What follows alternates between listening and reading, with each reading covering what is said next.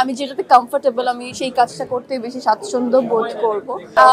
নীল চক্রের জন্য এই ফার্স্ট অ্যাওয়ার্ড পেয়েছি আমি, আর খুবই কম সময়ের মধ্যেই, মানে কেবল তো মানে ঈদের রেশ শেষ হয়েছে, তারপরে আবার ফার্স্ট অ্যাওয়ার্ড পেয়েছি নীল চক্রের জন্য, খুবই ভালো লাগছে। আর অ্যাওয়ার্ড পেতে কার না ভালো লাগে, আমারও সেম ফিলিংই হচ্ছে। আর সবাই এত পরিমাণে ভালোবাসা দিয়েছে, আর অভিনয়ের জন্য অনেক ভালো প্রশংসা পেয়েছে আমি এবার।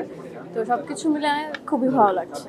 এখন এই মুহূর্তে আসলে ওভাবে কিছু বলতে পারছি না খুলে, বাট এতটুকু বলতে পারি এবছর কাজের প্রেশার খুবই বেশি সিনেমা নিয়ে, এবং পরের বছর আই থিঙ্ক কোন ঈদে আমি বলতে পারছি না, বাট ঈদে আবার আমার সিনেমা আসছে, দেখা যাবে। দু তিনটা কাজ নিয়ে আসলে এই মুহূর্তে খুবই বিজি সিনেমা নিয়ে। তো আর আমি চাই যে ডিরেক্টর প্রডিউসারের মাধ্যমে আসলে ঘোষণাটা আসুক, আমি না দিই এটাই বেটার। আসলে সিনেমা তো বেশ অনেকগুলোরই প্রপোজাল এসেছে, চাইলেই তো আসলে আমরা সব কাজ করতে পারি না, সো বেছে বেছে কাজ করা উচিত, স্ক্রিপ্ট ভালো বুঝে, ক্যারেক্টার ওয়াইজ বুঝে, সব কিছু মিলিয়ে আসলে। তো অনেক কাজে আসলে কো-অ্যাক্টার মিলে যায় বেশ কিছু জায়গায়। এখন সব কিছু মিলিয়ে যদি আমাদের কাজটা হয়, তাহলে অবশ্যই ইন ফিউচার বা কিছুদিন পরে দর্শক আমাদের আবার একসাথে দেখতে পারবে, আর অন্য সিনেমা অন্যদের সাথেও দেখতে পারে।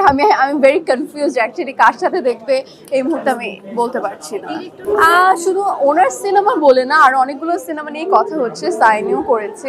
সো ওনারটা আমি আসলে জানি না, আমি এখনো ওইভাবে বলতে পারবো না যে হ্যাঁ করছি or something like that. Actually commercial film যেটা হয়, আমার যে দুটো হয়েছে কাজল রেখা এবং নীল চক্র, দুটোই পুরো একদম গল্পের মাধ্যমে গিয়েছে, একটা আর্ট ফিল্ম বলা যেতে পারে, একটা বিগ ক্যানভাসের মুভি, আর একটা নীল চক্র গিয়েছে। সো বেসিকলি কমার্শিয়াল ফিল্ম যেটাকে বলে, ওরকম ধাঁচের কাজই আমি করতে চাই। দিন শেষে আসলে মানুষ পারে না এরকম কিছু নেই, আর আমি তো নাচের মেয়ে, সেই টাইপের যে কোনো নাচই করতে পারি। সো আমি যেটাতে কমফোর্টেবল আমি সেই কাজটা করতে বেশি স্বাচ্ছন্দ্য বোধ করবো।